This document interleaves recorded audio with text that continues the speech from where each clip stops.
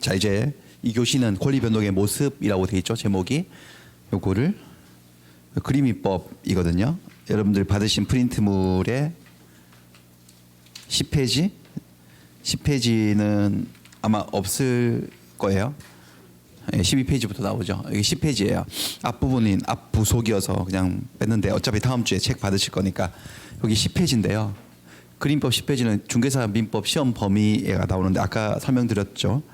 총칙, 물권, 채권의 계약, 그리고 특별법.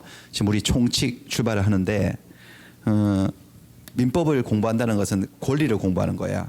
1년 동안 뭐 계속해서 권리를 공부하거든요. 개인과 개인 사이에 일어나는 권리와 의무. 총칙은 권리의 일반론을 얘기하고 있어요. 권리의 주인, 주체, 권리의 객체, 대상, 그다음 권리의 변동.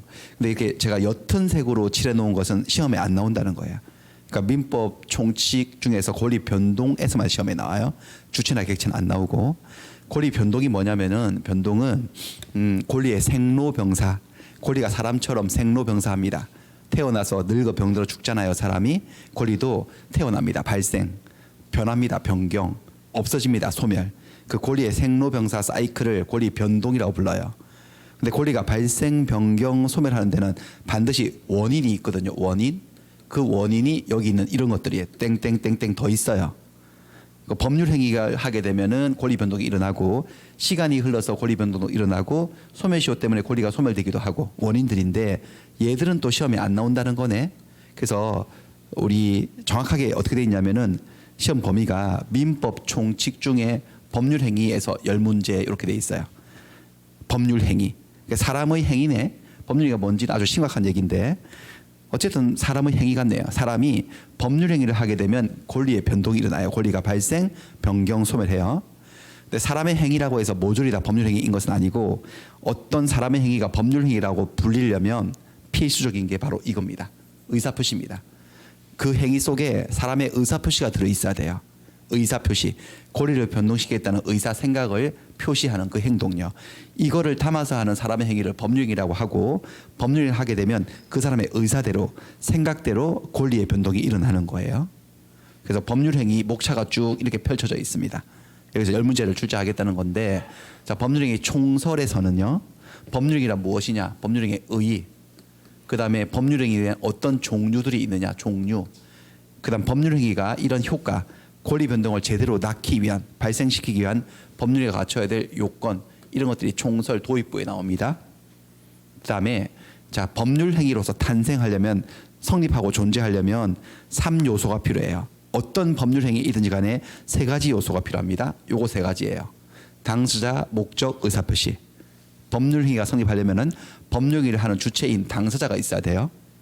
그다음 법률 행위를 하는 목적이 있어야 돼요. 목적. 권리를 변동시키겠다는 목적이 있어야 되고 그 목적을 외부로 표출하는 의사표시 행동을 해야 돼요. 당목의. 이 3가지가 존재하면 법률 행위가 성립합니다. 근데 다시 당사자는 옅은 색으로 돼 있죠. 당사자는 권리의 주체잖아요. 그러니까 시험에서 빠져 있어요. 시험 범위에서 빠져 있고요. 목적, 의사표시 뭐 이렇게 돼 있고 법률 행위를 직접 안 하고 대리하는 경우도 있고 법률 행위를 했는데 법률 행위가 고장이 나서 제대로 효과가 안 생기는 무효 또는 효과가 생겼다가 사라지는 취소도 있고 법률 행위를 하면서 조건 기한을 달아서 하는 경우도 있습니다. 이게 법률 행위 문제에서 10문제가 나옵니다. 내용에서. 그래서 오늘은 어디까지 하냐면은 여기까지 해요. 오늘은 법률 행위의 총설, 당사자, 목적 여기까지 1주차 오늘 수업할 거고 다음 주에 오시면 의사표시 의사표시하고 대리 건너뛰고 이 뒷부분을 먼저 처리할 거 이렇게 묶어서 2주차 3주차에는 법률행위 대리 가볍게 살펴보고 물권법으로 넘어갈 거예요. 3주차에 그런 식으로 진행을 할 건데 그래서 법률행위 총설 파트. 근데 법률행위를 하는 이유가 뭐냐? 사람들이 법률행위를 하는 이유는 바로 권리를 변동시키려고 하는 거예요. 그래서 권리 변동에 대해서 먼저 조금 배워보겠다라는 겁니다. 권리 변동 요거에 다음 페이지 여러분들이 갖고 있는 이 페이지잖아요. 프린트풀 받으신 거 12페이지. 여기 있는 내용들을 설명하는데 여기는 멈춰 있잖아요. 화면이. 그래서 제가 PPT를 가지고 애니메이션 효과를 좀 써서 하고 싶어서 PPT로 만들어 왔으니까 그 수업을 하겠습니다. 권리 변동의 모습. 자, 권리 변동은 권리의 생로병사 사이클이에요. 모습은 3가지로 나눠집니다. 권리가 태어나는 발생, 권리가 변하는 변경, 사라지는 소멸 이렇게요. 발생, 변경, 소멸. 근데 이제 이게 권리자 입장에서 주체 입장에서는 권리가 발생했다는 것은 권리를 취득한 것이에요. 동의어예요, 동의어. 그다음 권리가 소멸했다는 것은 권리자 입장에서 권리를 상실한 거죠. 그래서 발생, 변경, 소멸은 다른 말로 취득, 변경, 상실로 말할 수 있고요. 더 세분해 보겠습니다. 이걸 세분해서 여기 나오는 법률 용어들을 익히려고 하는 거예요. 이전이니, 설정이니, 특정 승계니, 포괄 승계니, 원시 취득이니, 승계 취득이니 이런 용어들을 익히려고 하는 거예요. 자, 권리의 발생에는 두 종류가 있어요. 발생하는 모습에는 절대적인 발생과 상대적인 발생이 있어요. 변경에는 세 종류의 변경이 있어요. 주체가 바뀌는 주체의 변경, 권리 내용이 바뀌는 내용의 변경, 권리의 작용이 바뀌는 효력의 변경 또는 작용의 변경. 그 다음에 소멸에도 두 종류의 소멸이 있습니다. 절대적인 소멸과 상대적인 소멸 이렇게요. 근데 이제 여기는 오늘은 입문 과정이기 때문에 요거 중간에 있는 변경 이 부분을 생략하고 발생하고 소멸만 살펴보겠습니다. 예, 기초적인 내용들만 할게요. 권리의 발생. 근데 여러분들 발생이란 용어보다 더 즐겨 쓰는 게 취득이거든요. 절대적인 발생은 취득이라는 용어를 쓸 때는 원시 취득이라고 그래요. 상대적인 발생은 승계 취득이라고 얘기를 해요. 먼저 원시 취득부터 보겠습니다. 이건 뭐냐면은 원시 취득, 승계 취득은 뭐냐면은 이 권리가 여기 발생하기 전에 있었냐 없었냐 이거예요. 전에 없었던 새로운 권리가 완전히 새로 생기는 것이 절대적 발생 원시 취득이에요. 상대적 발생 승계 취득은 뭐냐? 이 권리가 있었지 이 세상에 나한테 없었어요. 다른 사람이 갖고 있던 권리가 나한테 넘어오면서 승계되면서 계승되면서 내 입장에서는 권리를 취득했지만 권리가 절대적으로 생긴 건 아니고 승계해서 권리를 취득하는 것을 승계 취득이라고 얘기를 합니다. 예를 한번 보겠습니다. 절대적 발생의 예를 먼저 볼게요. 갑이 건물을 짓기 시작했어요. 건물을 짓기 시작해서 다 지었어요. 멋지게 다 지었어요. 다 지으면 갑은 이 건물의 소유권이라는 권리를 취득하게 됩니다. 이게 원시 취득의 모습이에요. 최초 취득이에요. 소유권이라는 권리는 민법 211조에 나오거든요. 물권법 파트에. 소유권, 소유자는 법률의 범위 내에서 소유물을 사용, 수익, 처분할 권리가 있다. 어떤 물건을 사용하고 수익하고 처분할 수 있는 권리를 소유권이라고 해요. 볼까요? 자기가 내가 지었으니까 내가 이 건물을 사용할 수 있나요? 없나요? 이 집에. 기거할 수 있지. 그 다음 수익을 낸다는 것은 어떤 물건에서 새로운 이익을 창출한다는 건데 수익 내는 방법은 임대를 놓는 거죠. 월세를 받아요. 수익이죠. 수익. 할 수 있어요. 자기 집이니까. 그 다음에 팔아버릴 수도 있어요. 처분할 수도 있어요. 그러니까 사용 수익 처분하는 권리를 소유권이라 하는 거니까 갑은 건물을 신축해서 소유권을 취득한 거지. 근데 이 소유권 취득이 다른 사람의 집을 내가 사서 소유권을 취득했다면은 승계 취득일 테지만 이거는 처음으로 소유권이 생긴 거예요. 이 세상에. 그렇기 때문에 이런 소유권의 발생을 절대적인 발생 원시 취득이라고 얘기합니다. 건물을 신축해서 소유권을 원시 취득했다고 얘기를 해요. 또 낚시 좋아하시나요? 낚시. 바다 낚시인데요. 한 마리 잡았어요. 입질이 왔습니다. 잡아 올려가지고 딱 보니까 도미네. 도미 잡았어요. 이거 내 거지. 도미에 대해서 소유권을 원시 취득한 거예요. 최초 취득이에요. 자, 이 낚시도 시험에 이게 민법에 나오거든요. 민법전에 나옵니다. 낚시라는 이름으로 나오진 않고요. 252조 무주물 선점이라고 나오는데 무주물에 귀속해서 무주물이 뭐죠? 무주물? 무주물은 뭐 같습니다. 저기 이쪽으로 옮겨야 되는데 무주물은 주인이 없는 물건을 말하죠. 우리 민법은 주인이 없는 물건을 누구 것인지 귀속, 소유권 귀속에 대해서요. 그 주인이 없는 물건이 동산이냐 부동산이냐를 나눕니다. 그러니까 물건을 둘로 나누거든요. 동산과 부동산을 분류합니다. 나누어서 그게 동산이면 딱 봐도 여러분들 잘 몰라도 도미는 동산이에요, 아니면 부동산이에요? 동산이죠. 주인이 없죠. 바다 밑에 잡히지 않고 있을 때는. 그 무주의 동산을 소유사로 점유한다. 이거를 무주물 선점이라고 해요. 선점, 주인 없는 물건을 먼저 그다음 찜하다는 거죠. 주인 없는 물건은 찜한 자가 임자다 이거죠. 소유권을 취득한다. 무주물 선점이에요. 자, 여기 보시면 동산, 부동산 나오는데 이것도 한번 설명드릴게요. 민법 제99조에 동산과 부동산에 대해서 나옵니다. 잠시만요. 제가 이거 오랜만에 3주 만에 수업을 하다 보니까 이 비밀번호가 아니고 이 키가 뭔지를 까먹었네요. 이거 지우는 키가 뭔지를 다음 시간에 좀 알아서 와서 하겠습니다. 저걸 싹 지워야 되는데 이거를 그냥 또 지워지는데 근데 잠깐만요. 지우개로 지워도 되는데 그게 아니라 화면 전체 지우개로 싹 지워버릴 수 있는데 지우개를 지우면 또 바꿔야 되거든. 다시 이걸 또 바꿔가지고 또 가서 또 해야 되고 해서 펜으로 귀찮잖아요. 여기서 그냥 단축키가 있었는데. 자, 이 99조에 부동산 동산이 나오고요. 요 바로 앞 전 조문이 98조에 물건이 뭔지 나와요. 민법에서 물건의 정의해서 나오는데 뭐 조문도 이렇게 생겼습니다. 본법에서 민법에서 물건이라 함은 유체물 및 전기 기타 관리할 수 있는 자연력을 말한다 이렇게 돼 있어요. 근데 그거를 쭉 해석을 해보면 뭐냐 결론이 뭐냐 everything이에요. 모든 것 세상에 존재하는 모든 것들은 그 형체가 있건 형체가 없건 물건이에요. 사람 빼곤 다 물건이에요. 세상에 존재하는 것들은 물건을 둘로 나눕니다. 부동산과 동산으로. 일단 부동산은 우리가 한자 뜻풀이를 하면은 움직일 동자에 안일부자니까 움직이지 않는 재산 이런 소리잖아요. 뭐 실제로 그렇기도 하고. 근데 정확한 법적 개념은 토지 및 그 정착물이 부동산이에요.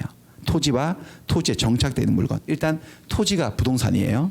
부동산이고 정착되어 있다라는 것은 정착이라는 것은 정자가 고정됐다는 소리죠. 토지하고 결합되어서 단단하게 연결되어 있어서 옆으로 이동이 안 되는 용이하게.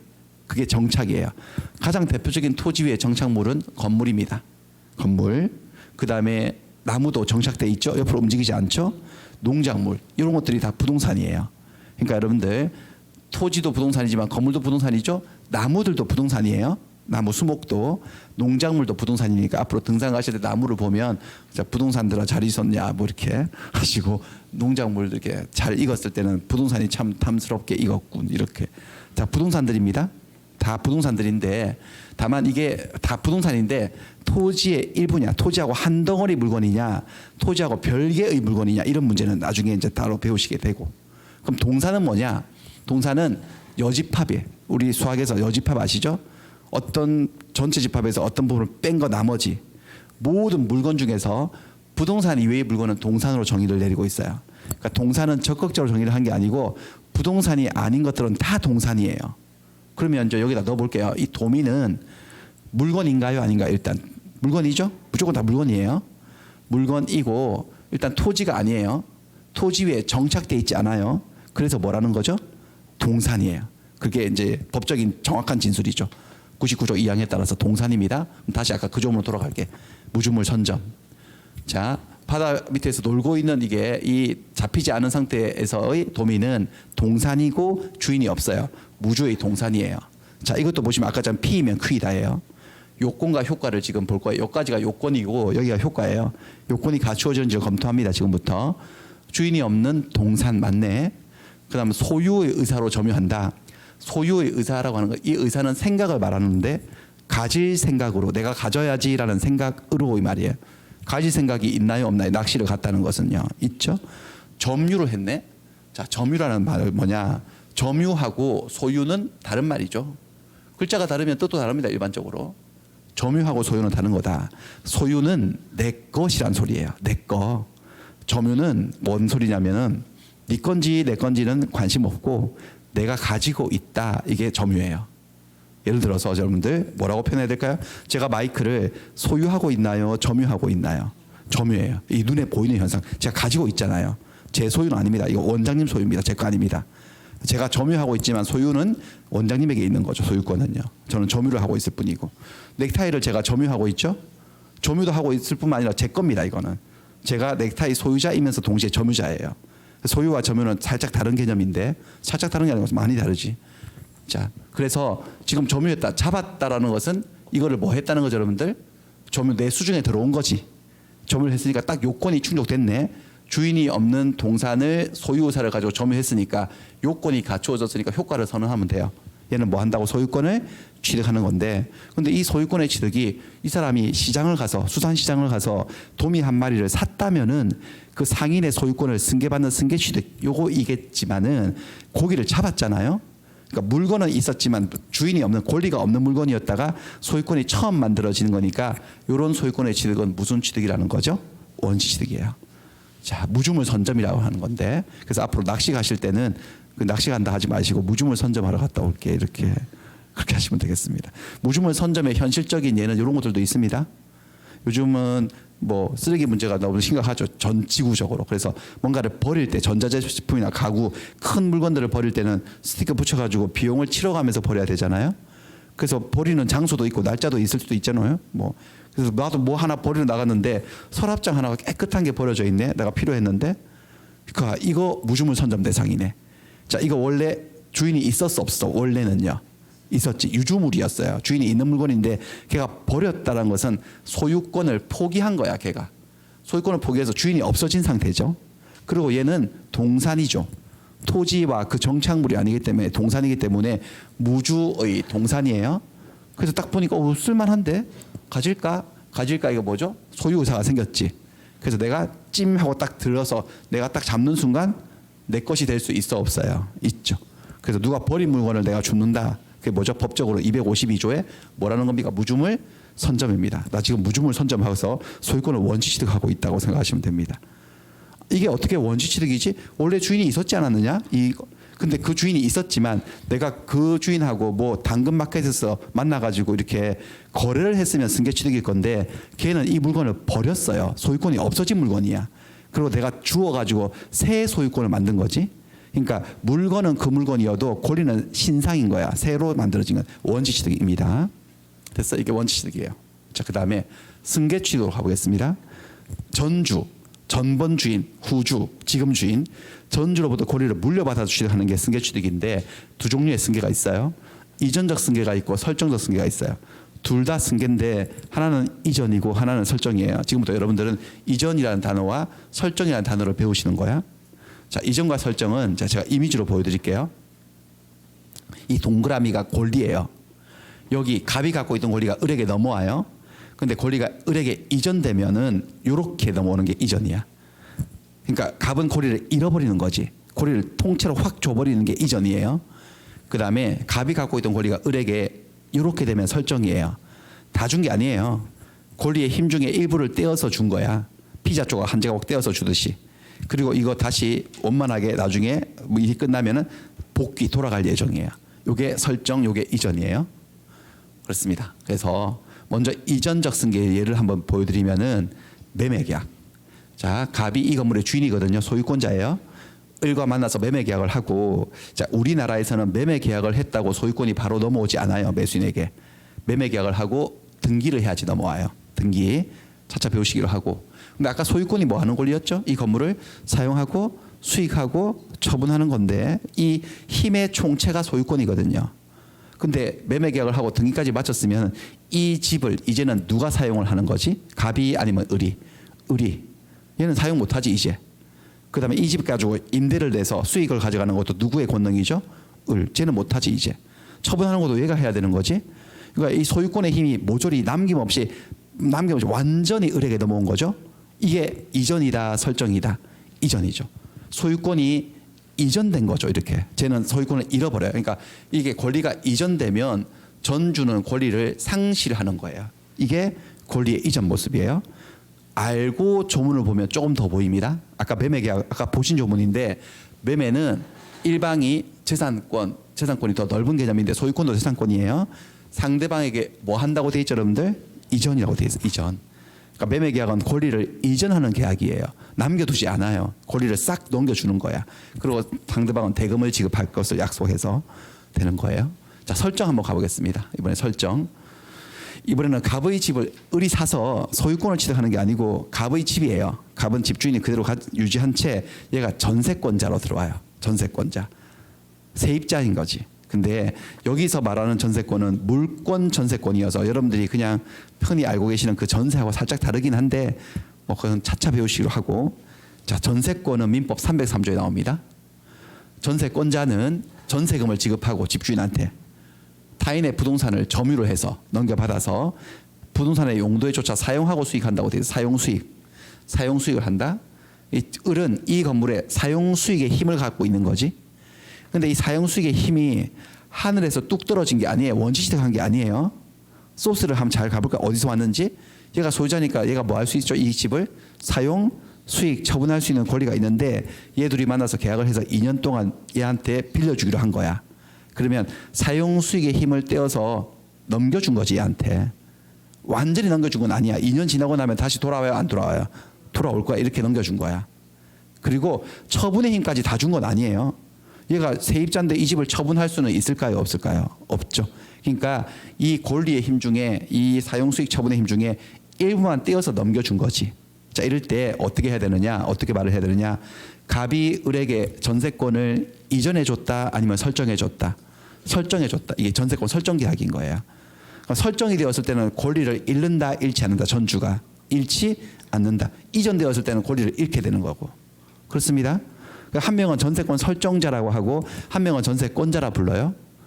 당연히 얘가 얘한테 설정해 줬으니까 집주인이 누구죠? 전세권 설정자고, 세입자는 전세권자라고 부르는 거예요.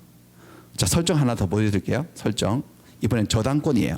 KB가 뭐죠? 국민은행이에요. 국민은행도 사람입니다. 법인으로서. 민법에는 사람이 두 종류의 사람이 있거든요. 자연인, 우리처럼 눈, 코, 입 달려있는 사람, 자연인도 있고, 이런 회사들도 사람이에요. 그래서 우리가 갑이 은행 가서 돈을 빌렸어요. 은행이 돈을 한 1억 빌려주고 요 채권을 담보하기 위해서 갑의 집에 저당권을 취득한 장면이야. 저당권은 뭐냐? 356조. 저당권자는 채무자가 담보로 제공한 부동산을 통해서 다른 채권자들보다 자기 채권에 우선 변제를 받을 권리가, 이게 핵심이에요. 우선 변제 받을 권리가 있다. 그러니까 1억 원을 빌려주고 돈을 안 떼이려고 은행은 담보를 요구해서 갑이 갖고 있는 집에 저당권을 가지고 있어요. 그래서 나중에 얘가 돈을 갚으면 저당권을 말소해 주면 돼. 등기부인이나 저당권은 돈 받았으니까. 안 갚으면 저당권을 실행을 해서 힘을 행사를 해서 요 집을 팔아버려요. 어떻게 파느냐? 저당권자는 채권의 변제를 받기 위해서 저당물을 뭐 할 수 있다고 돼 있죠, 여러분들? 경매로 팔아버려요. 경매 신청하는 거지. 경매로 팔면 또 누가 사가겠지, 그거를. 그러면 물건이 돈으로 바뀌는 환가, 그리고 배당 절차에 참가해서 얘 은행 빚을 못 갚을 정도면 다른 빚쟁이들도 더 있겠죠. 하지만 이 저당권을 가진 이 저당권자는 그 저당 잡혀 있던 물건이 경매되었을 때 다른 채권자들보다 어떻게 받아간다는 거죠? 나누어서, 아니면 먼저 우선 매장을 받아가는 거지. 그렇습니다. 그러니까 여러분들, 저당권자는 저 건물을 사용 수익 처분할 중에서 뭘 할 수 있을까요? 저당권자는 처분할 수 있죠. 경매 처분할 수 있어. 돈 안 갚으면은. 근데 이 처분의 힘이 하늘에서 뚝 떨어지는 원시시득이 아니고, 얘가 소유권자로서 사용 수익 처분의 힘이 있었는데 얘들이 계약을 해서 이 처분 권력을 얘한테 준 거잖아. 지금 내가 너한테 빌린 돈을 안 갚을 시에는 네가 내 집을 처분해도 좋다. 처분해서 돈으로 바꿔서 가져가라 라고 저당권을 만들어 준 거지. 그러니까 이렇게 되면은 갑이 은행에다가 KB에다가 저당권을 이전해 준 거다, 설정해 준 거다. 설정, 저당권 설정이에요. 설정이라면 위에처럼 한 명은 저당권 설정자고 한 명은 저당권자가 돼야 되는데, 누가 저당권 설정자이냐면요, 요 주인 있죠, 돈 빌린 주인. 이 사람이 저당권을 뭐 해준 거죠? 설정해 주는 사람이고, 은행은 저당권 설정자가 아니라 뭐야? 저당권자인 거지. 자, 여러분들, 우리 여기서 하나의 고정관념을 깨야 되는데, 우리가 은행 가서 돈을 빌리고 저당을 설정해 주면은 우리는 아마 막연히 그렇게 생각하는 사람들이 많을 거예요. 은행이 저당권 설정자라고 생각하는 거예요. 은행이 저당권을 설정해 준 거 아니냐. 정반대죠. 은행이 설정해 준 거예요, 우리가 설정해 준 거야? 우리가 돈을 빌리고 내가 내 집에 처분 권능을 은행에다가 준 거예요. 근데 아마 설정을 자꾸 저당권 설정자를 은행으로 생각을 하는 그런 이유는 아마도 제가 생각할 때는 이 설정이라는 단어가 주는 그 위압감 때문에 그런 것 같은데, 약간 권위도 느껴지고 약간 무게감이 느껴지니까 은행하고 나하고 거래해서 돈 빌리는데 내가 완전 을인데 은행이 갑인데 은행급은 돼야지 설정이 되지 않을까? 그래서 은행을 막연히 설정자라고 생각하시는 경향이 있는데, 아니고 은행은 저당권을 취득하는 자고 내가 내 집에 담보를 설정해 준 거예요. 그러니까 이 사람은 채무자가 설정자가 되고 채권자는 저당권자가 되는 거지. 아시겠죠? 됐습니다. 이렇게. 자, 그다음에 이렇게 해서 승계 취득에는 두 종류의 승계가 있어요. 이전 받는 승계가 있고 설정 받는 승계가 있습니다. 다시 돌아갑니다. 이전적 승계로 돌아갑니다. 이전에는 또 두 종류의 이전이 있어요. 이전에는 특정 승계가 있고 포괄 승계가 있습니다. 둘 다 이전인데 매매 같은 건 특정 승계고 상속은 포괄 승계예요. 지금 보니까 매매 계약을 통해서 이 소유권, 건물의 소유권이 을에게 이전되어 있어요. 상속에 의해서 이 많은 권리와 의무가 상속인에게 이전되어 있어요. 권리가 이전되는 건 똑같은데 매매 같은 경우는 특정 승계는 뭐냐면은 특별히 하나 정해서 승계된다는 거예요. 자, 건물을 매매했잖아요. 그럼 건물을 매매하면 건물의 소유권만 이전되는 거지. 건물 밑에 있는 토지는 별개 물건이거든요. 건물을 매매했다고 토지의 소유권도 동달아 넘어가진 않아요. 건물 옆에 세워놓았던 자동차 소유권이 따라서 넘어가지 않아요.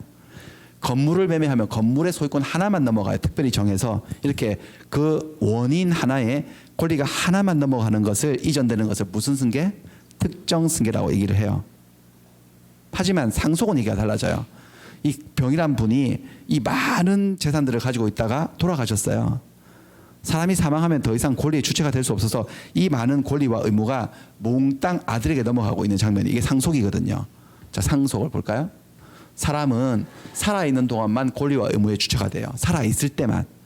살아있으면 이것들은 다 주인이 될 수 있지만 돌아가셨기 때문에 이 권리와 의무의 주체가 될 수 없어요. 그래서 상속이 시작되죠. 상속은 사망으로 시작되는 거예요.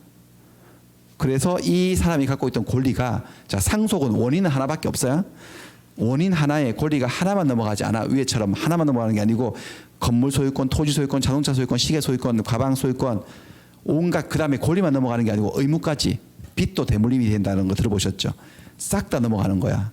이렇게 하나의 원인에 의해서 여러 개의 권리와 의무가 다 싸잡혀서 한꺼번에 넘어가는 승계를 포괄 승계라고 얘기합니다. 번들로 넘어간다는 거죠. 포괄 승계. 보시면은 1005조에 우리 시험 범위는 아닙니다. 상속 파트는 그냥 이 개념들을 이야기해서 보여드린 건데, 상속인은 상속이 개시된 때로부터 피상속인이 사망한 때로부터 피상속인이 가지고 있던 재산상의 권리와 의무를 포괄적으로 다 승계한다는 거예요. 자, 상속인, 피상속인 이런 말을 쓰네요. 살아있는 아들이 상속인이에요. 돌아가신 분이 피상속인이에요. 피라는 말은, 이 피라는 말은 언제 쓰는 거냐면은 영어로 치면은 수동태 같은 거예요. BPP, 뭐뭐 되다, 뭐뭐 당했다 이런 소리잖아요. 뭐뭐 된다.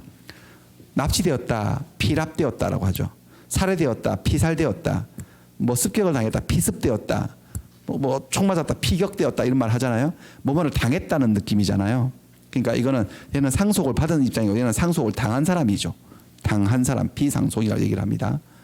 모르시겠으면 보통 죽을 때 피를 보고 죽으니까 피상속인이고 뭐 그렇습니다. 죽은 사람이 피상속인입니다. 됐습니다. 자, 그 다음에 여기까지가 발생을 보신 거예요. 이번에는 소멸로 가볼게요. 변경은 건너뛰고. 권리 소멸에도 두 종류의 소멸이 있어요. 절대적 소멸과 상대적 소멸. 한번 보여드릴까?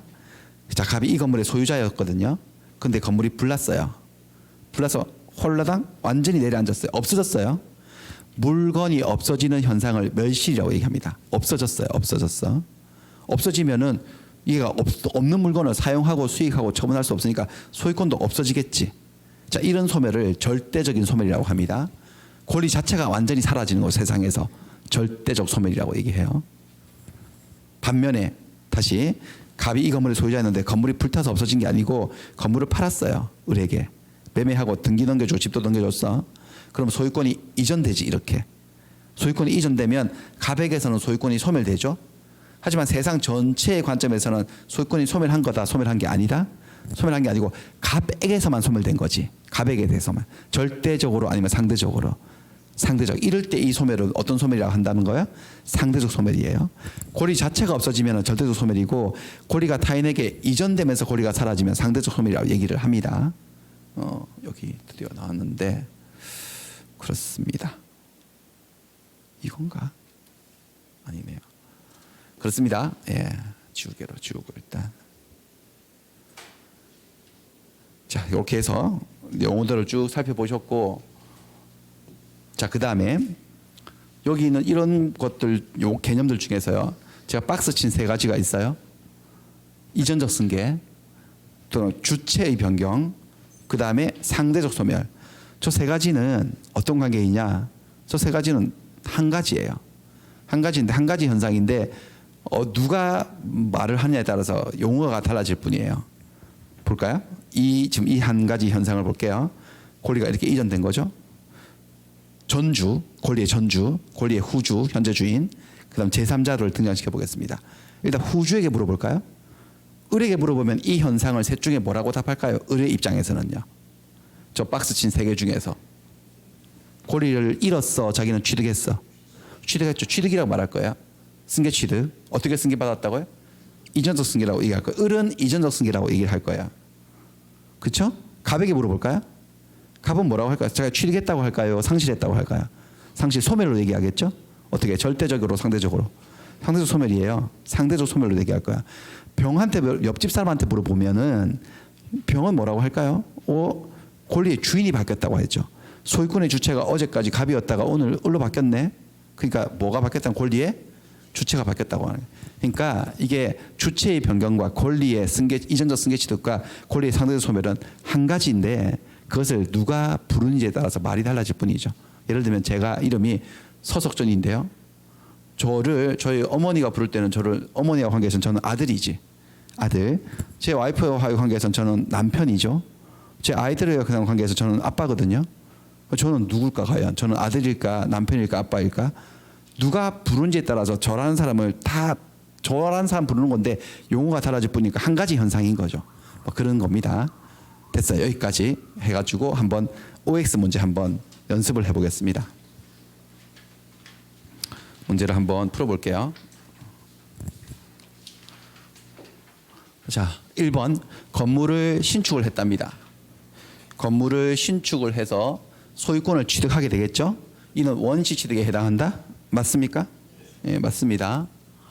그 다음에 무주물의 선점은 무주물 선점 낚시해서 고기 한 마리 잡은 거 그것도 소유권 취득은 원시 취득에 해당한다. 맞죠? 자, 부동산을 매매했어요. 매매를 해서 소유권을 취득한다. 그것은 특정 승계에 해당한다. 올해 시험이네. 34회 시험. 맞죠? 특정 승계죠. 특정 승계입니다. 그 다음에 상속에 의해서 피상속인 아버지가 가지고 있던 권리가 아들 상속인에게 승계되었다. 이는 권리의 이전적인 승계에 해당한다. 맞나요? 맞습니다. 어떤 분들은 이전적 승계가 아니라 포괄 승계지 않습니까? 이렇게 얘기를 하는데 더 상위 개념을 얘기한 거니까요. 자, 다시 한번 보세요. 여기 한번 보세요. 권리의 승계 취득에는 뭐가 있고 뭐가 있다고 했어요? 이전적 승계가 있고 설정적 승계가 있었고요. 이전적 승계 안에 뭐가 있고 뭐가 있었어요? 특정 승계가 있고 포괄 승계가 있었습니다. 이렇게 포괄 승계 이렇게 있었습니다. 그러니까 우리 상속 같은 경우는 매매는 특정 승계고 상속은 포괄 승계다. 근데 상속은 포괄 승계라고 엄청나게 외워놨는데 지금 갑자기 상속은 이전적 승계라고 이렇게 말을 해가지고 이걸 틀렸다고 말하면 안 되는 거지. 그렇죠? 더 상위 개념을 얘기한 거니까. 마치 이런 건데요. 여기 사람이라면 사람에는 남자가 있고 여자가 있는데 상속은 여자였거든요. 상속은 여자다. 상속은 여자다. 엄청나게 외웠는데 갑자기 상속은 사람이다 이렇게 나온 거예요. 그래가지고 아닌데 사람 아닌데 여자 아닌가 이렇게 해가지고 틀렸다고 말하면 안 되지. 그렇죠? 네, 그러니까 이거는 맞는 말이죠. 이전적 승계 맞는 말입니다. 그 다음에 갑이 을 소유 토지를 저당을 잡았답니다. 갑이 을 소유 토지를 저당을 잡았다는 말은 누가 누구에게 돈을 빌려준 걸까? 을 소유의 토지 주인은 을이고 갑이 그 토지의 저당을 잡았다고 했으니까 누가 누구에게 돈을 빌려준 거지? 을이 갑에게 돈을 빌려줬어? 잘 생각해봐요. 을이 빌린 거지. 빌려준 사람은요? 갑이죠. 돈 빌려준 사람이 누구죠? 채권자. 돈 빌려 쓴 사람이요. 채무자. 그러니까 을은 누구예요? 채권자예요, 채무자예요? 채무자 토지에 을이 저당을 잡은 거지. 그럼 설정은 누가 해준 거야? 을이 갑에게 저당권을 설정해 준 거죠. 이렇게 저당권을 잡았을 때 그랬을 때 이것은 이전적 승계에 해당하는 것이 아니고 이전적 승계다. 뭐죠 이거는? 설정적 승계에 해당합니다. 설정적 승계죠. 이전 아닙니다. 설정이죠. 누가 설정자? 둘 중에? 을이 설정자죠. 갑은 저당권자고. 그러면 갑이 소유하고 있던 가옥을 을에게 매각 팔아가지고 소유권을 상실했어요. 그럴 때 이것은 권리의 소멸 중에서도 상대적 소멸에 해당한다. 맞죠? 절대적 소멸이 아니고 상대적 소멸이죠. 팔아가지고 됐습니다. 뭐 이런 것들이 이렇게 시험에 나온다는 거예요. 자, 넘어가죠. 그다음에 자, 권리 변동의 원인으로 왔습니다. 원인. 보세요. 자, 권리의 변동 원인과 결과가 있죠. 항상 인과 법칙, 세상사 인과 법칙. 근데 우리는 지금 결과를 먼저 본 거예요. 권리 변동의 모습으로 결과를 먼저 본 건데 다시 한번 복습해 볼까요? 권리 변동의 모습은 총 세 가지가 있어요. 발생, 변경, 소멸. 발생은 다시 취득이라는 용어를 쓸게요. 원시 취득, 승계 취득. 승계 취득은 다시 두 종류가 있었죠. 이전적 승계, 설정적 승계. 이전적 승계는 다시 두 종류가 있었습니다. 특정 승계, 포괄 승계. 천천히 이제 이걸 이제 외우셔야 되겠죠. 그다음 변경은 안 했고 소멸에는 두 종류의 소멸이 있었는데 절대적인 소멸, 상대적인 소멸. 그러니까 이런 이 결과가 생긴 데는 반드시 원인이 있어 없어요? 있지. 그렇죠? 원인 없는 결과가 어디 있겠어요? 제가 원인을 하나씩 던질 테니까 어떤 결과에 들어가는지 매칭을 시키고 짝짓기 해보세요. 원인이 이거야. 신축.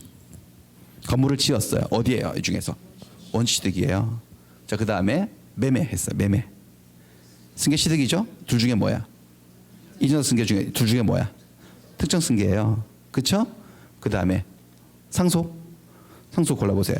승계취득이지. 뭐야? 이전 중에서도 뭐야? 포괄 승계지. 그 다음에 전세권 설정은 뭐 있네? 승계취득 중에서 설정적 승계죠. 저당권 설정도 설정적 승계죠. 멸실은요? 물건 멸실되었어요. 권리의 소멸이죠. 어떤 소멸? 절대적 소멸이죠. 그 다음에 무주물 선점. 무주물 선점하면 권리를 원시취득이 원시취득. 그 다음에 불법행위. 아까 교통사고. 교통사고 나면 손해배상 청구권이 생겨요. 피해자에게. 손해배상 청구권이 처음 생기는 거예요. 다른 사람이 갖고 있는 권리를 물려받은 게 아니에요. 이것도 뭘까요? 일종의 원시취득이에요. 됐어요. 땡땡땡. 그러니까 이런 원인에 의해서 이런 결과가 생긴다는 거죠. 원인과 결과. 아시겠죠? 근데 이 원인들을 부르는 말이 있죠. 아까 제가 말씀드렸는데 법학에서는 원인이란 말 안 쓴다고. 뭐라고 한다고요? 원인을 기억하셨어요. 요건. 요건. 결과를 뭐라고 한다 했어요? 효과라고 한다 그랬죠. 그래서 이쪽에 원인들을 이 원인들을 요건이라 하는데 그냥 요건 이러면 심심하니까 앞에다가 양념을 쳤어. 그냥 법률 요건이라고. 법률 요건이라 불러요. 그 밑에 거를 요건은 이제 한자로 말하자면 필요한 조건. 이런 결과가 생기는데 필요한 조건이 소리죠. 원인을 얘기하는 거예요. 그 밑에 있는 이런 결과를 뭐라 한다고 여러분들? 효과. 근데 앞에다가 두 글자를 쳐서 한번 말해보세요. 뭐라고 할까요? 법률 효과. 요건이 갖추어지면 효과가 생기는 구조예요. 됐어요? 근데 이런 요건 원인은 여기만 몇 가지 샘플일 뿐이지 엄청나게 많겠지 개수가. 그렇죠? 몇 개나 있을까요? 저도 몰라요. 저도 모를 정도로 엄청나게 많은데 개수는 엄청 많은데 종류는 두 종밖에 없어요. 그래서 제가 미리 배치시켜 놨는데 이 왼쪽에 있는 이런 것들요. 여기 파란색 계열 요건들이 있고 요 오른쪽에 보이는 빨간색 계열들이 있어요. 왼쪽에 있는 이런 요건들을 부르는 말이 있어요. 이 법률 요건들은 법률행위라고 불러요. 아까 법률행위라는 단어가 있었잖아요. 그래서 여기 법률행위가 아닌 것들, 법률 요건 중에서 법률행위가 아닌 것들을 뭐라고 하느냐? 법률의 규정이라고 불러요. 그러니까 법률 요건에는 뭐와 뭐가 있다는 두 종류가 있다는 거지. 법률행위가 있고 법률 규정. 사람에는 남자가 있고 여자가 있다 이거죠. 대한민국에 5,200만 정도의 사람이 있지만 종류는 두 종류밖에 없잖아요. 이상한 얘기를 하지 마시고 남자, 여자 두 종밖에 없잖아.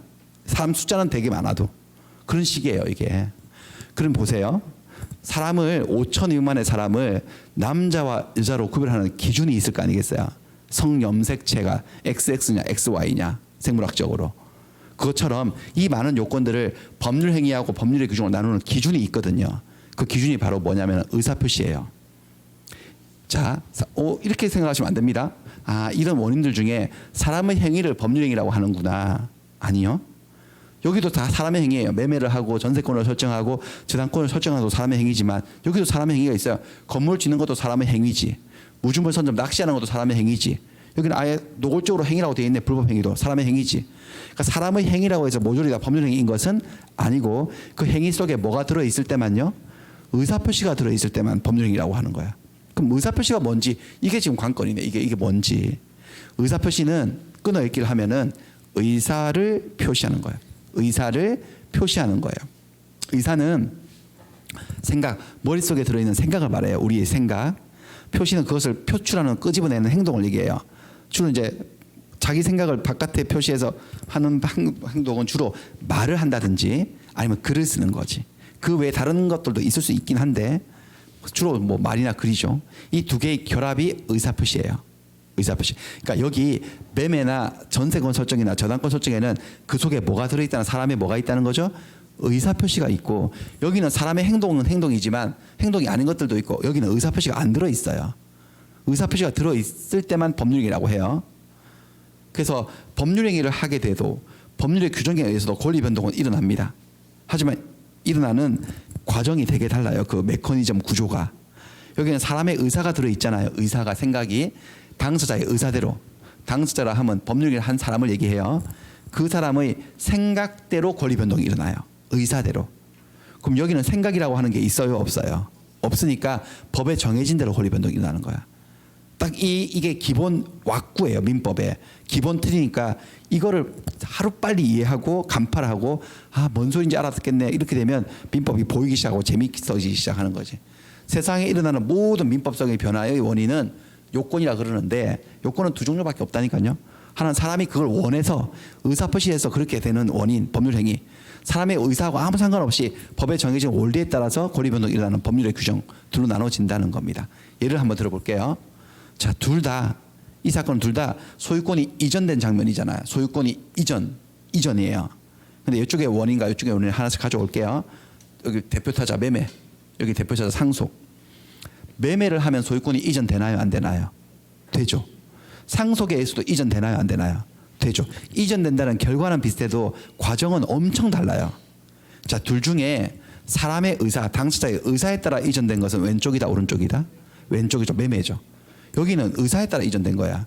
이게 갑자기 자고 일어났는데 소유권 넘어온 게 아니고 누구 생각이 먼저 했는지 모르겠지만 제가 지어내 볼게요. 을이 생각이 든 거죠. 생각이 의사예요. 저 집 사고 싶네. 저 집 멋지네. 저 집 내가 가질까? 그 의사로부터 시작된 일이에요. 그 의사만 가지고 무슨 염력이 있어서 소유권을 땡겨온 게 아니에요. 그 의사를 가지고 갑을 찾아가서 표시를 했겠지. 표시. 사장님 그 집 나한테 3억에 파세요. 이렇게. 그게 의사표시거든요. 의사표시를 했더니 3억? 좋습니다. 팔겠습니다 해서 얘도 의사표시 한 거예요. 그래서 둘이서 합의가 돼서 의사표시가 합치되어서 합의가 되어서 계약서 작성하고 등기소 가서 등기를 마쳐서 그들의 의사대로 소유권이 넘어온 거예요. 누가 강요한 게 아니에요. 자기들의 의사대로. 이럴 때 이 매매 같은 것을 일반적으로 말해서 뭐라고 말한다는 거죠, 여러분들? 법률 행위라고 부르는 거지. 근데 이거는 그게 아니고요. 간밤에 아버님이 돌아가신 거예요, 그냥. 그래서 사실 이 아버지하고 아들 사이가 되게 안 좋아서 슬픈 척 하고 있는데요. 근데 사이가 되게 안 좋아서 사실은 아버지는 재산 많았는데 아들한테 한 푼도 물려주지 않고 싶어서 자기 생각에는. 하지만 그게 안 돼. 법에 의해서 사람이 사망하면 직계 비속, 배우자는 없다 치고 직계 비속이 그냥 받아가는 거예요. 그냥. 이건 당사자의 의사에 따른 거예요. 의사하고 무관한 거예요. 의사와 무관하게 무엇에 의해서요? 법률의 규정에 의해서 권리가 이전된 거예요. 상속과 같은 것을 법률의 규정이라고 해요. 느낌이 좀 생기나요? 그런데 이 법률의 규정을 오해하시면 안 돼요. 법률의 규정이라고 해서 이걸 법조문이라고 생각하시면 안 됩니다. 몇 조 이 소리가 아니에요, 저게. 이게 법조문이 이건 법조문이 없어요. 이런 거 신축은 멸실도 법조문이 없어요, 민법에. 여기도 조문이 있어요. 563조, 303조, 356조. 그러니까 이게 조문이란 소리가 아니고 법률의 규정이라는 소리는 법조문을 얘기하는 게 아니고 뜻은 뭘까요? 뭐가 아닌 걸 얘기하는 거예요, 그냥. 여집합에 이게 아닌 것. 그러니까 원인 속에 뭐가 들어있지 않을 때를요. 의사표시가 들어있지 않은 것들을 그냥 부르는 말이 뭐라는 거지? 법률의 규정이라는 개념인 것이지 무슨 규정 몇 조 몇 항을 얘기하는 것은 아니다라는 걸 아셔야 되겠어요. 그래서 우리는 근데 요거를 공부하는 거죠. 아까 시험 범위에 민법 총칙 중에서 법률행위에서 문제를 내겠다고 돼 있어요. 그러니까 이쪽은 시험에 안 내겠다는 건데 실제로 안 나오느냐? 나옵니다. 그냥. 자세하게 깊이 물어보지 않을 뿐이지 이런 용어들은 끊임없이 등장을 하죠. 주로 이쪽에서 시험을 자세하게 물어본다는 거죠. 자, 법률행위. 그러니까 법률행위 개념을 한번 잡아볼게요. 법률행위는 무엇의 일종이죠? 한 종류죠. 법률 요건의 일종인데 법률 요건에는 얘 말고도 뭐도 있다는 거죠. 법률 규정도 있으니까 얘하고 구별되는 특징을 딱 서술해 주면 되지. 뭐를 필수적인 요소로 한다는 거야. 의사표시를 필수적인 요소로 하는 법률 요건이다 이렇게 정의를 내리면 되지. 그래서 법률행위의 의의와 종류로 가볼게요. 괄호 넣기 하면 딱 자 보세요. 법률행위란 무엇이냐? 법률 행위는 무엇의 한 종류라는 거야? 법률 요건인데 법률 요건에는 이거 말고도 뭐도 있다? 하나 더 빨갱이 법률의 규정. 걔하고 구별되는 것이 바로 뭐라는 거야? 의사표시죠. 의사표시를 필수 불가결의 요소로 하는 필수 불가결이라는 것은 반드시 있어야 된다는 거죠. 의사표시가 들어있지 않다면 법률이나 불릴 자격이 없다는 겁니다. 결국은 법률행위를 공부한다는 것은 그 속에 들어있는 의사표시를 공부하는 것과 다름이 없네요. 의사표시를 다시 한번 볼게요. 의사를 표시하는 거야. 내 생각을 드러내는 거야. 말이나 글을 통해서. 근데 여러분들 자기 생각을 말이나 글로 내뱉었다고 다 의사표시인 건 아닙니다. 예를 들어서 제가 이런 말을 했어요. 여러분들한테 갑자기 날씨가 엄청 추워졌죠. 갑자기 겨울이 왔는데 감기 조심하세요. 이렇게 말을 했어요. 제가 여러분들에게. 그런 건 의사표시가 아니에요. 아니면 이번 주 이 토요일 날 도봉산 등산 가실래요? 첫 만남 기념으로 이렇게 그렇게 말을 했어요. 여러분들에게. 의사표시가 아니에요. 그런 건. 그러니까 자기 생각을 말로 내뱉었다고 글로 썼다고 다 의사표시가 아니고요. 일기 쓰는 거 이런 거 의사표시 아니에요. 친구끼리 편지 쓰는 거 뭐 러브레터를 보내는 이거는 그러니까 의사표시가 아니에요. 그런 건. 네 밥맛이다 이런 말 하는 거예요. 그런 것도 의사표시가 아니에요. 그 뭐가 의사표시냐? 의사표시는 이 생각이 무엇에 관한 생각이어야 되냐? 지금 하고 있는 권리 변동. 변동이 뭐죠? 권리의 발생, 변경, 소멸이야. 그러니까 내 의사가 어떤 의사냐면 권리를 발생시켜야지, 권리를 소멸시켜야지, 권리를 변경시켜야지 그 의사를 표출하는 것만 오로지 의사표시예요. 예를 들면 이런 것들이에요. 다 하나씩 이제 배울 내용인데 청약, 승낙, 해제, 취소, 면제, 유언 이런 것들이 의사표시야. 왜냐하면 이런 것들 하나같이 권리 변동을 바라고 있는 의사를 표시하는 거거든요. 한번 연습하겠습니다. 갑과 을이 만났어요. 갑이 이 건물 주인인데 을한테 먼저 찔렀습니다. 이 집 3억에 사시겠어요? 3억 괜찮은데 이 정도 가격이면 이런 게 의사표시예요. 3억에 사시겠어요? 이 말은 결국 뭐냐면 내가 이 건물의 소유권을 당신에게 넘기고 당신한테 3억 원을 받고 싶다는 권리 변동을 바라는 의사를 표시한 거기 때문에 저게 의사표시예요. 이 의사표시는 요 중에 골라보세요. 뭘까요? 뭘까요? 청약이에요. 청약이에요. 청약이 뭘까요? 계약을 청했다 이거예요. 계약하자고 먼저 쿡 찌르는 게 청약이에요. 했습니다. 그랬더니 을이 좋습니다. 3억 괜찮네. 사겠습니다. 이것도 의사표시일까요? 아닐까요? 의사표시네. 이거는 내가 소유권을 취득하고 싶다는 의사를 표시한 거지. 3억 원을 줄 대금 지급 의무는 내가 충분히 부담하겠다. 권리와 의무의 발생을 원하는 의사를 표시한 거야. 이 의사표시 이름은 골라보세요. 이 중에 뭘까요? 승낙이에요. 그 얘는 청약을 했고 얘는 승낙을 한 거죠. 맞장구 쳐서 청약과 승낙이 합치되면 계약을 이룹니다. 계약이 법률 요건 중에 하나의 종류입니다. 법률 요건. 그럼 계약에 따라 자기들 원하는 대로 권리 의무가 생기는 거예요. 계약이 된 거예요. 이게 바로 매매 계약이죠. 이런 계약이. 매매는 일방이 재산권을 이전할 것을 약정하고 약정한다는 게 곧 의사표시했다는 소리예요. 의사를 표시했다는 거지. 상대방은 대금을 지급할 것을 약정함으로써 의사표시함으로써 두 개의 의사표시가 합치되면 계약이 성립한 거예요. 매매 계약이. 그 매매 계약이 성립했으면 자기 약속한 대로 지켜야지. 매도인은 매수인에게 약속한 권리를 뭐 해줘야 되고요? 이전해줘야 되고 그럴 의무가 생기고 매수인은 매도인에 약속한 대금을 지급을 해야 된다. 권리와 의무가 생긴 거야. 누가 강요한 거야? 자기들의 의사인 거예요. 자기들의 의사에 따라서 그런 의무가 생긴 거고 소유권 이전 의무, 대금 지급 의무가 생긴 이게 이런 계약을 뭐라고 한다는 거죠? 법률 행위라고 하는 거지. 매매 계약 같은 것을. 그런데 이제 문제가 터졌어요. 짜증났어. 지금 도대체 왜 잔금을 안 주시는 거예요? 잔금을 날짜를 계속 어기고 있나 봐요. 몇 번 독촉을 했는데도 나 이 계약 없었던 걸로 할래요라고 여자가 열받았어 지금요. 이것도 의사표시예요. 이 계약 없었던 걸로 할래요라는 말은 너랑 나 사이에 생겼던 권리와 의무를 싹 다 없애버리겠다는 의사를 표시하는 거잖아요. 맞죠? 골라보세요. 뭐 중에 하나. 이 이름 뭘까요? 저 의사표시 이름은? 이거 아니면 이거 같은데? 해제일까요? 취소일까요? 취소 같죠? 해제예요. 해제입니다. 이거 뭐야 이거? 어떻게 나온 거야? 아 이게 제가 한 번씩 여기 기대해가지고 이럴 때가 있습니다. 좋습니다. 됐고 넘어가고.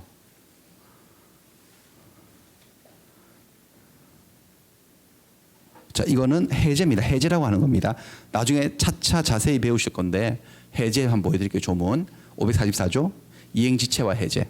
당사자 일방. 이 당사자는 계약의 당사자를 얘기합니다. 잠깐만요. 이 계약의 당사자 일방이 채무를 이행하지 아니할 때, 채무, 계약상에 생긴 의무, 대금 지급 채무를 이행하지 않는다면 상대방은 상당한 기간을 정해서 이행을 최고하고, 여기 최고는 독촉한다는 소리예요. 빨리 돈 줘요, 왜 안 줘요? 라고 최고로 하다가 상당한 기간 내에도 계속 이행을 안 해? 잔금을 안 줘? 그러면 계약을 해지할 수 있다고 되어 있죠. 그래서 해지하는 장면이에요. 계약을 해지를 해버리면 계약은 없어져요. 두 사람 사이 계약은 처음부터 없었던, 안 했던 것으로 돌아가요. 그래서 각 당사자는 해지를 하게 되면 해지 효과, 각 당사 일방이 계약을 해지하면 두 당사자는 모두 상대방에 대해서 원상회복 받은 것을 싹 다 돌려줄 의무가 생긴다. 그걸 하고 있는 해지하는 장면이에요. 자, 그랬더니 나중에 자세히 배우십니다. 지금 의사표시 감각만 길러드리려고 하는 거예요. 그랬더니 을이 뭐야, 이게 또 이게 나왔네요. 자꾸 뭐가 나오네요. 죄송해요. 이런 사기꾼을 봤나, 나 이 집 안 사, 이러는 거야. 이 남자가 사기꾼이라 그러네. 왜냐면 보세요, 여기 집 망가진 거 보이세요? 집 망가졌거든. 집에 하자가 있었거든. 이걸 숨기고 판 거예요. 그러니까 이거를 되게 숨겼어요. 우리 집 이렇게 구경한다고 돌아가서 이쪽으로 딱 갈 때 계속 가렸어, 얘가, 여자가. 그래서 여기 뭔가 문제가 있다는 걸 속이고 팔아서 사기친 거지. 그 이제 발견한 거야, 을이. 그래서 중도금도 잔금도 안 줬던 것이고. 그래가지고 을이 사기를 당했다고 주장하면서 나 이 집 안 사겠다고 하는 거예요. 이거 뭐 하는 걸까요? 이거는 취소예요. 이게 취소하는 거예요. 취소, 뭐라고 되어 있느냐? 사기나 강박에 의한 의사표시. 사기나 강박을 당해서 한 의사표시. 강박이 뭐냐면 협박. 사기당해서 한 의사표시, 협박당해서 한 의사표시는 취소시켜버릴 수 있고, 취소가 된 법률행위, 이 계약을 취소시켜버리면 처음부터 아예 무효였던 것으로 간주를 해버리겠다고 되어 있습니다. 그러니까 자기는 당신이 이걸 속였기 때문에, 하자가 있다는 걸 속여서 내가 산 거지, 당신이 그걸 숨기지 않았다고 밝혔더라면 난 안 샀을 거다. 사기당했다고 주장해서 계약을 취소하겠다는 말을 하고 있는 거예요. 이렇게 청약을 하고 승낙을 하고 해제를 하고 취소하고 이런 것들이 다 의사표시들이라는 거죠. 조금 더 가볼게요. 수지야, 그 돈 안 갚아도 돼. 철수인데요. 철수가 수지한테 한 200만 원 빌려줘서 받을 게 있었거든. 채권자고 채무자예요. 근데 철수가 수지한테 좀 잘 보이고 싶어가지고 수지한테 전화 걸어가지고 안 갚아도 된다. 뭐 너하고 나 사이 무슨 200만 원은 안 받을게. 라고 하고 있어요. 이거 안 갚아도 돼. 이거 또 의사표시입니다. 뭘까요? 내가 너에게 받을 채권요, 200만 원 채권을 어떻게 하고 싶다는 거죠? 소멸시키겠다는 의사를 표시하고 있는 거잖아요. 의사표시라고 느껴지시죠? 이 의사표시 이름은 뭘까요? 이 중에 골라보세요. 지금 순서대로 나오고 있는데 면제죠. 채무 면제입니다. 면제를 하고 있는 장면인데요. 보세요. 면제 506조. 채권자가 채무자에게 채무를 면제해 주겠다라는 의사를 표시하면 그 의사대로 채권은 뭐 해버린다는 거죠? 소멸한다. 의사표시인 거죠. 자기 원한 대로 해버리는 거예요. 그래서 채권 없어지고 이렇게 되겠습니다. 그 다음에 이런 거예요. 내 재산의 절반을 길동이에게 주겠다. 엄청 부자인 분인데 이분이 돌아가셨어요. 돌아가셔가지고 가족들이 유언장을 열어봤는데 보니까 길동이에게 주겠다 이렇게 유언을 해놓으신 거야. 그럼 재산 절반이 길동이에게 넘어가죠. 권리변동이 일어나는 걸 의사를 표시해 놓은 거야. 이것도 의사표시입니다. 이 의사표시는 유언이에요. 유언인데 유언 내용 중에서 유언의 일종인데 유언의 내용 중에서 누군가에게 뭘 주겠다고 유언을 한 것을 특별히 유증이라고 해요. 이런 게 유증이에요. 유증. 이것도 의사표시입니다. 됐어요. 지금 의사표시들을 쭉 봤어요. 이런 의사표시들을 담아서 하는 이 사람의 행위를 뭐라고 한다는 거예요, 여러분들? 법률 행위라고 얘기를 하는 겁니다. 유증이라고 해요. 자, 그다음 종류로 가볼게요. 종류. 자, 이게 14페이지 그림입법 14페이지를 보시면 법률행위 종류가 더 나옵니다. 하지만 지금은 완전 입문 단계이기 때문에 딱 두 개만 볼게요. 자, 법률행위 여러 가지로 분류를 할 수 있는데 제일 기본적인 분류는 그 법률행위 속에는 계속 의사표시가 들어있죠. 하나같이 의사표시가 들어있어요. 그 의사표시가 몇 개가 어떤 방향으로 들어있는지에 따라서 법률행위를 셋으로 나누어요. 어떻게 나누느냐? 단독행위, 계약, 합동행위 이렇게 나눠요. 그 다음에 법률행위가 이루어질 때 특별한 어떤 방식, 법이 요구하고 있는 어떤 방식이, 형식이 있느냐에 따라서 있는지 없는지에 따라서 형식이 필요가 없는 불요식 행위가 있고 특별한 방식을 요구하는 요식 행위가 있어요. 이렇게 둘로 나눠집니다. 둘로 나눠집니다. 자, 그래서 이게 제일 중요한 개념인데, 자, 법률행위를 셋으로 나누는데 그 속에 의사표시가 몇 개가 들어있느냐. 제가 지금 화살표로 딱 그려놓은 게 의사표시를 상징하는 거야. 의사표시는 뭔가 이렇게 방향성이 있는 말이지 않습니까? 그런 느낌이 좀 있죠, 여러분들. 의사표시가 이렇게 하나만 들어있어요. 법률행위 안에 단 하나의 의사표시만 들어있으면 단독행위라고 해요. 일방적인 의사표시를 이루어지는 거지. 두 번째, 의사표시가 이런 모습으로 들어있으면 계약이라고 그래요. 의사표시가 몇 개 있죠, 지금? 두 개가 있죠. 두 개가 서로 마주보고 있어요. 두 개의 의사표시가 끝이 다 있어 합치가 된 거죠. 의사표시가 합치되었다. 두 글자로 줄이면요, 의합. 의합이 아니고 뒤집으면요, 합의. 합의하에서 이루어지는 법률행위를 계약이라고 해요. 합의. 그럴 때 그러면 계약은 의사표시 두 개로 이루어지는데, 계약하자고 먼저 한 의사표시를 청약이라고 해요. 먼저 한 거. 청약을 받고 그래 하자라고 맞장구 치는 의사표시를 뭐라고 한다? 승낙. 청약과 승낙이 합치되어서 계약이 이루어지는 거예요. 그 다음에 합동행위는 의사표시가 떼거지로 많이 들어있어. 평행적이고 구심적인 의사표시 합치라고 얘기를 하는데 안 중요해요. 전혀 안 중요해요. 이렇게 셋으로 나눠지지만 합동행위는 진짜 안 중요해요.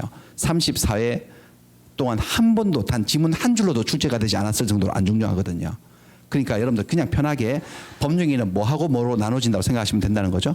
단독행위하고 계약으로. 지금부터 연습할게요. 이것들이 다 법률행위들이거든요. 이 중에 이 법률행위들은 다 법률행위들인데 그거는 뭐 아니면 뭐라는 거죠? 단독행위 아니면 계약인데, 여러분들은 이걸 외우시는 게 아니고 감각을 기르셔야 돼. 감을. 이걸 또 어떤 분들은 단독행위를 뭐 해취, 면주부 해서 추 해서 막 외우시는 분들이 있거든. 두 문자를 따서. 무식한 방법이지. 그렇게 하시면 안 되고, 보세요. 이 법률행위를 하게 되면 권리 변동이 일어나는데, 어떤 사람이 상대방이 원하든 원하지 않든 일방적인 의사표시로 그렇게 할 수 있다. 그러면 뭐라는 거죠? 단독행위. 그 다음에 반드시 합의가 이루어져야지만 그렇게 된다. 결과가 생긴다. 그럼 뭐라는 거예요? 계약. 합의인지 일방적으로 하는 거지만 느낌을 가지고 대답하시면 돼요. 되게 쉽지. 매매는 어떻게 하는 거예요? 일방적으로 하고 하는 거야? 합의로 하는 거야? 매매는 뭘까요? 계약이죠. 매매 계약. 매매는 단독행위다, 계약이다? 계약이죠. 교환은 어때요? 교환. 물건 두 개 바꾸는 거잖아. 근데 내가 일방적으로 바꿀 수 있나? 내가 찾아가서 야, 너 그 벤츠 갖고 있더만, 너 보잘것없는 벤츠하고 내 소중한 모닝을 바꾸자, 이렇게. 그게 될까요? 그게 내가 일방적으로? 안 되지. 두 사람의 뜻이 합의돼야지 바꿔지는 거지. 교환은 단독행위일까요? 계약일까요? 계약이죠. 당연히 계약이죠. 이게. 임대차는요, 계약이지. 뭐 생각할 거 뭐 있어. 내가 저 집을 빌리고 싶어도 집주인이 빌려줄 생각이 없대. 합의가 안 되면 임대차는 성립할 수가 없으니까 임대차는 계약이지. 그다음 아까 전에 이것도 계약이에요. 해제는 뭘까?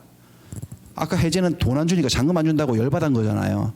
그 내가 해제하는데 그 돈 안 주는 인간하고 합의를 봐야 될까? 일방적으로 해제할 수 있을까? 일방적으로 하는 거지. 그러니까 해제는 뭘죠, 여러분들? 단독행위인 거야. 계약이 아닌 거지.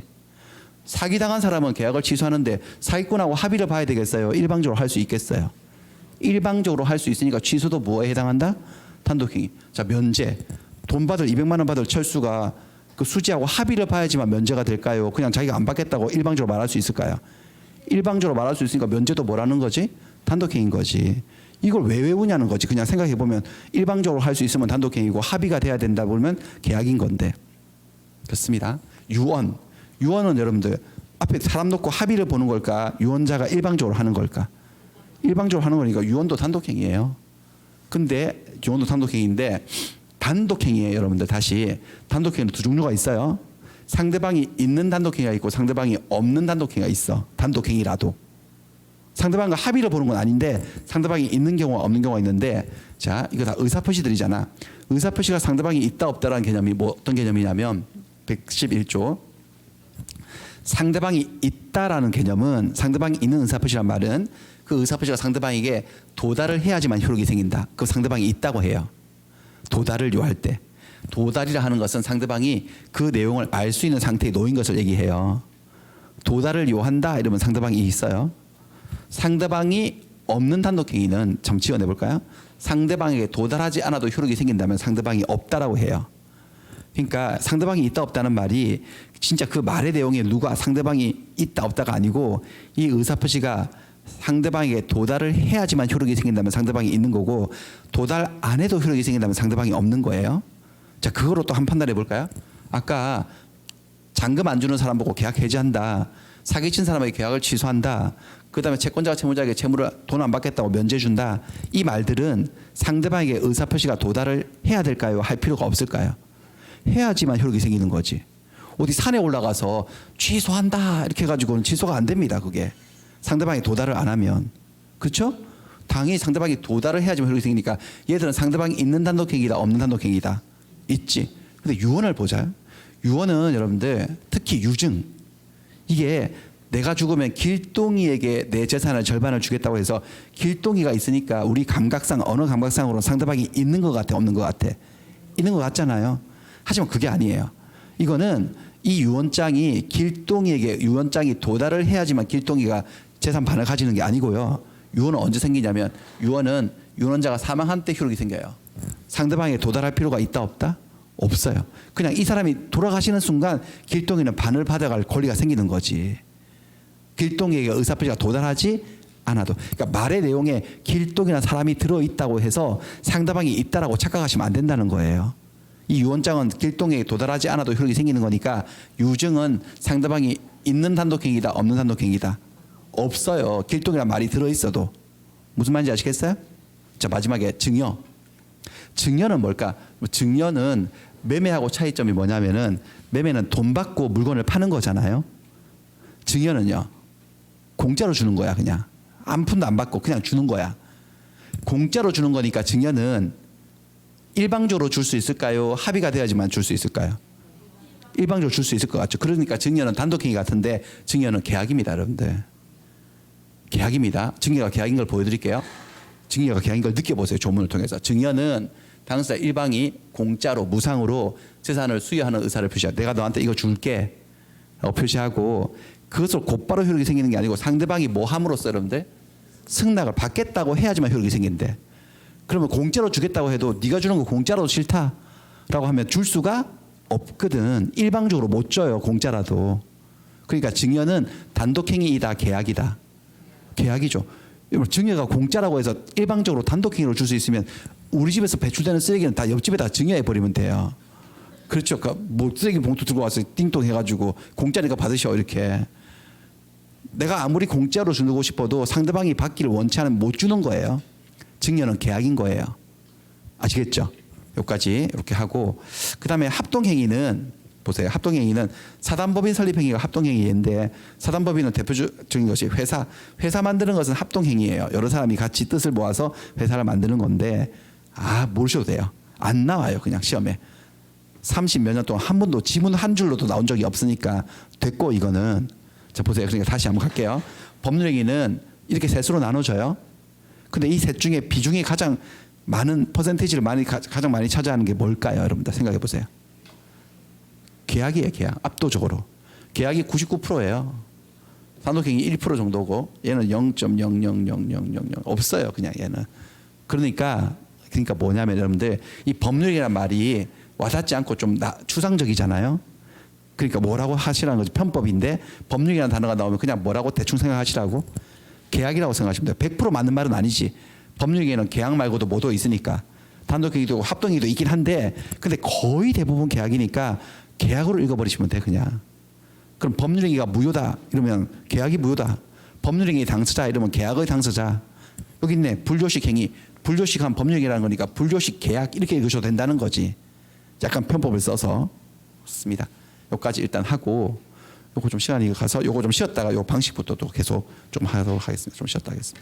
이게 여러분 4시간 수업인데 오늘 원장님이 OT도 조금 하셨어요. 한 15분, 20분 정도 가까이 15분 정도.